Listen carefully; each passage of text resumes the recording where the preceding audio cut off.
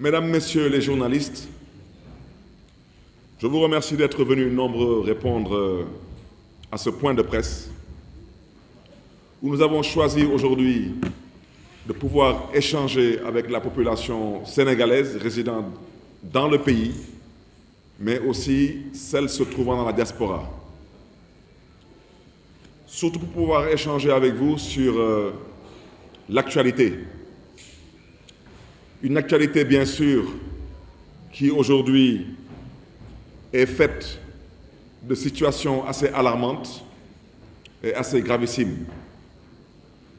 À l'entame de mon propos, je voudrais d'abord saluer, encourager et féliciter M. Pape Alé Niang, journaliste, investigateur, chroniqueur.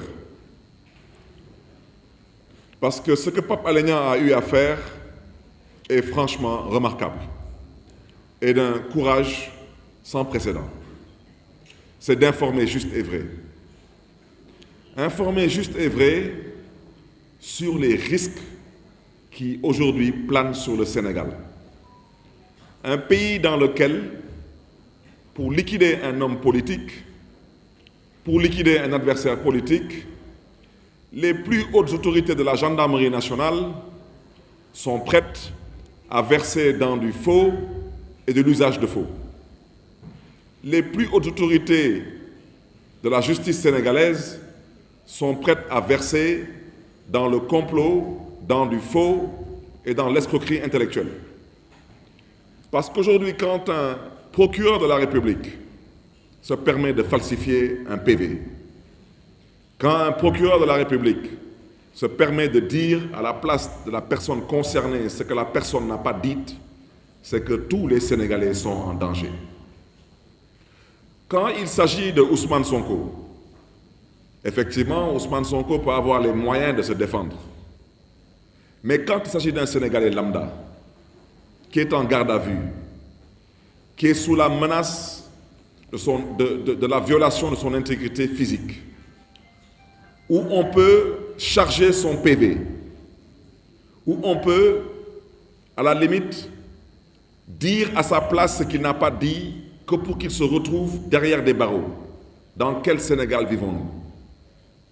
Aujourd'hui, chers concitoyens, chacun d'entre nous est en danger.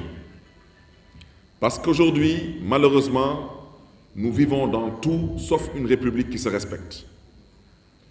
J'ai convoqué ce point de presse pour dénoncer certains agissements et dénoncer aussi certaines situations. Depuis 9 mois que je suis maire de Dakar, j'ai pris des décisions nommant des membres de mon cabinet, en l'occurrence un directeur de cabinet et un chef de cabinet. Et dans ce cabinet, bien sûr, j'ai nommé des conseillers ainsi que des personnes rattachées à mon cabinet et chargées d'assurer ma sécurité. À l'heure où je parle, Monsieur le ministre de l'Intérieur, par le biais de son préfet de Dakar, a décidé de n'approuver aucun des actes que j'ai posés, en violation parfaite des textes et des lois en vigueur dans ce pays. J'ai recruté l'ancien directeur de l'hôpital régional de Saint-Louis, fonctionnaire de la hiérarchie A, comme directeur de cabinet à la ville de Dakar. Jusqu'à l'heure où je vous parle, ce monsieur n'a perçu aucun salaire et ce monsieur, sa décision de nomination n'a pas été approuvée par le préfet. C'est valable pour mon chef de cabinet, c'est valable pour tous les conseillers, y compris ceux que j'ai trouvés dans le cabinet du maire sortant et qui sont payés depuis des années. Le préfet de Dakar m'a aussi fait savoir qu'en tant que maire de Dakar, je n'ai pas droit à recruter des éléments de sécurité. Je rappelle à l'endroit de tout le monde qu'il n'y a personne qui pense une minute aujourd'hui qu'une personne mal intentionnée puisse s'infiltrer dans le ministère de l'Intérieur, déambuler tranquillement dans les couloirs, prendre tranquillement l'ascenseur, monter au niveau du secrétariat du ministre de l'Intérieur, ouvrir la porte de Monsieur le ministre de l'Intérieur et buter le ministre de l'Intérieur. Mais le ministre de l'Intérieur, lui, il pense que quelqu'un, bien sûr, mal intentionné, devrait pouvoir avoir le droit de venir à la mairie de Dakar, rentrer tranquillement, dépasser les vigiles, arriver au niveau du secrétariat du maire de Dakar, ouvrir la porte du bureau du maire de Dakar et buter le maire de Dakar, parce que cela ne le dérangerait nullement. La raison pour laquelle j'insiste sur tout cela, parce que tous les agissements du pouvoir actuel ont une finalité. Et cette finalité, j'aimerais leur dire que par la grâce de Dieu, cet objectif ne sera pas atteint.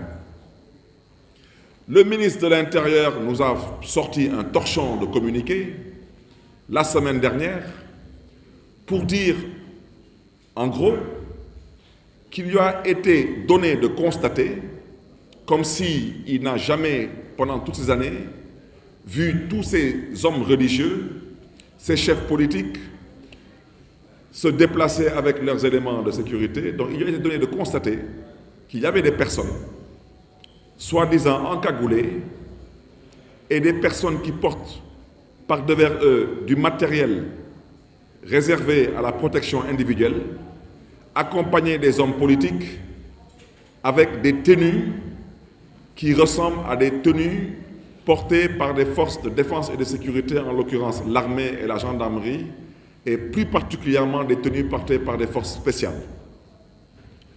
Je tiens à dénoncer avec la dernière énergie cette fuite en avant, pour ne pas dire cette hypocrisie d'État, parce que, une fois de plus, en tant que maire de Dakar, le ministre de l'Intérieur sait très bien qu'il me doit une sécurité d'État. Il le sait très bien. Il me doit un policier à la mairie de Dakar, il me doit un policier chez moi, il me doit une flèche pour m'escorter et il me doit des éléments de sécurité. Il le sait très bien. Il refuse, bien sûr, de le faire, c'est son droit le plus absolu, mais je souhaiterais lui dire qu'il n'a pas les moyens de m'empêcher d'assurer ma sécurité. Parce que dans ma courte carrière politique, j'ai croisé la mort. J'ai fricoté avec la mort et j'ai frôlé la mort. Et dans le même contexte que le contexte dans lequel nous sommes aujourd'hui. Un contexte d'opposition à une troisième candidature qui est totalement interdite par la Constitution du Sénégal. Je tiens à dire cela parce que ce torchon de communiqué n'est pas fortuit. Parce que l'arrestation et la mise à l'écart des gardes du corps de Ousmane Sonko a été très bien planifiée. Je dis bien très bien planifiée.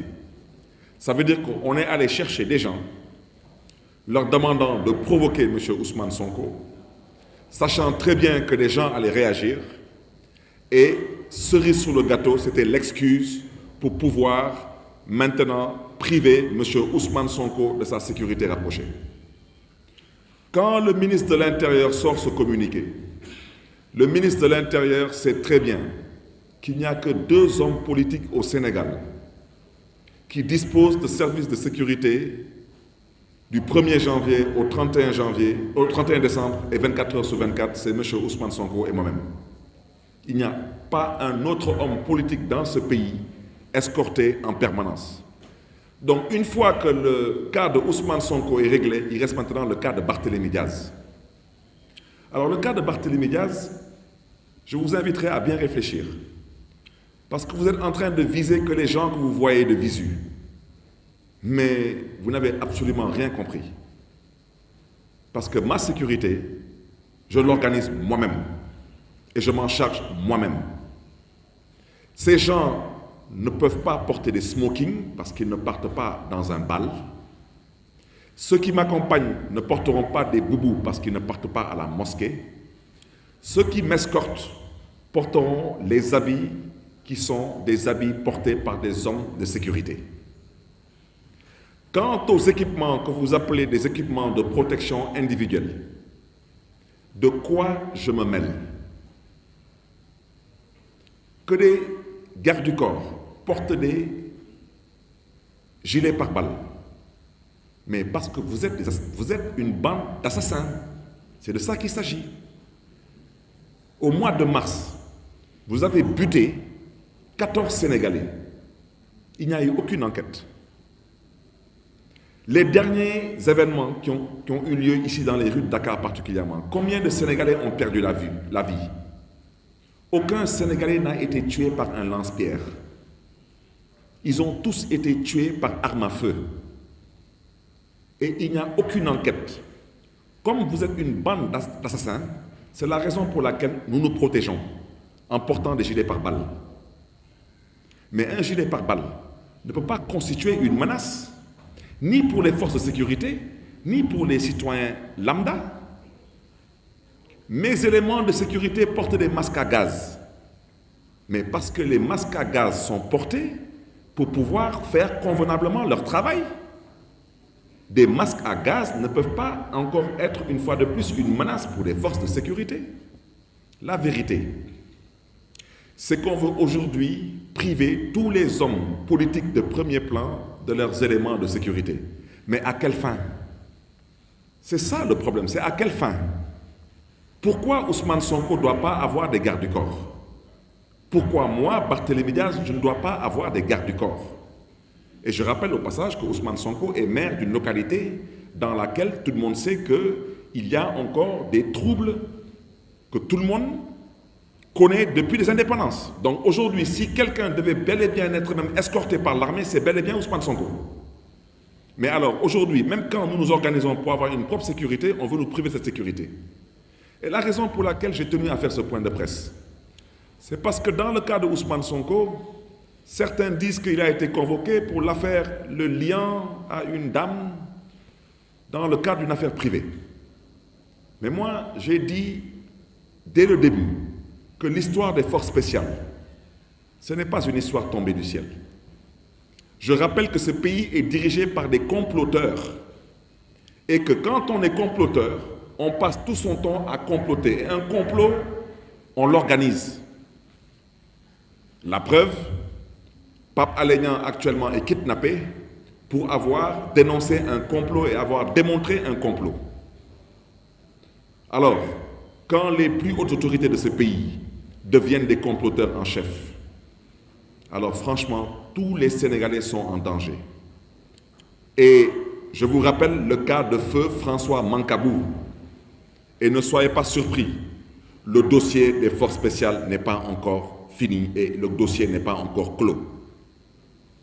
Parce que quand on va chercher dans le fameux dossier de cette jeune fille et qu'on ne trouvera rien du tout, parce que tout le monde est d'accord que c'est un vulgaire complot, on cherchera ailleurs.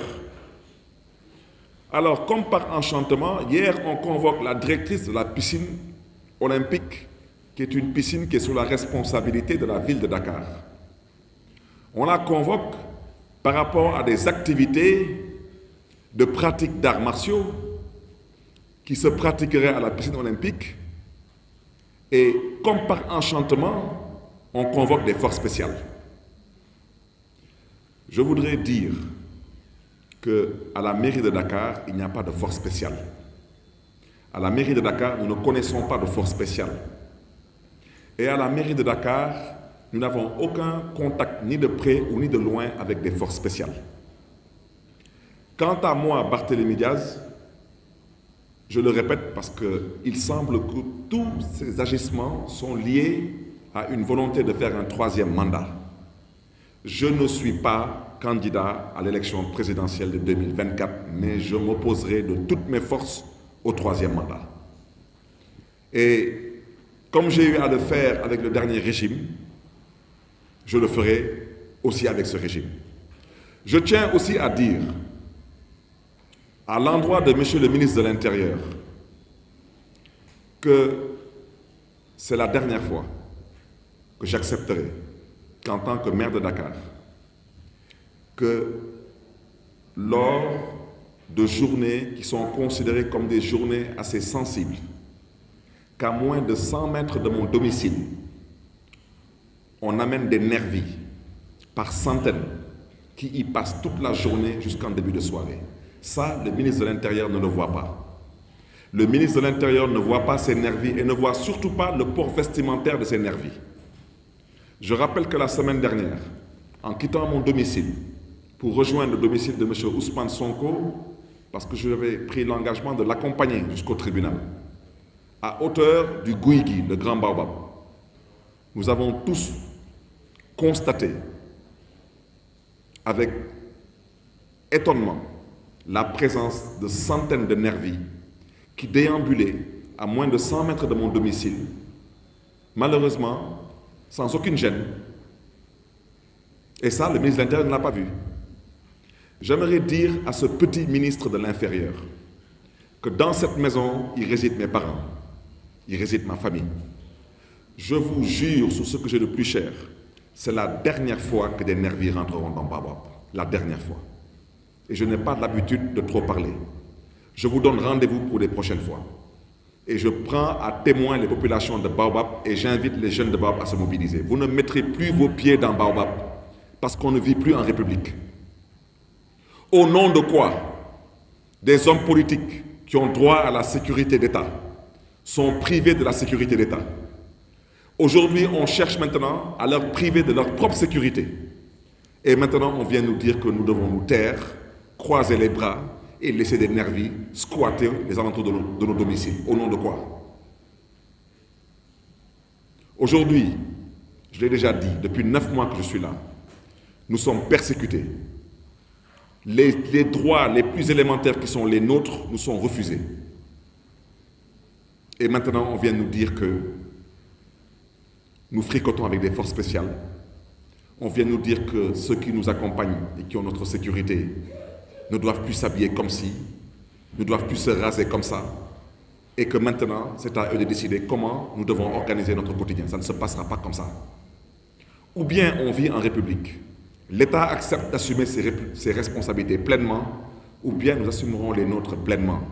Parce qu'une fois de plus, nous sommes des pères de famille, nous sommes des responsables, nous sommes des autorités, et nous ne sommes pas entrés en politique pour y laisser nos vies. Nous sommes entrés en politique pour y apporter notre modeste contribution. Je tiens aussi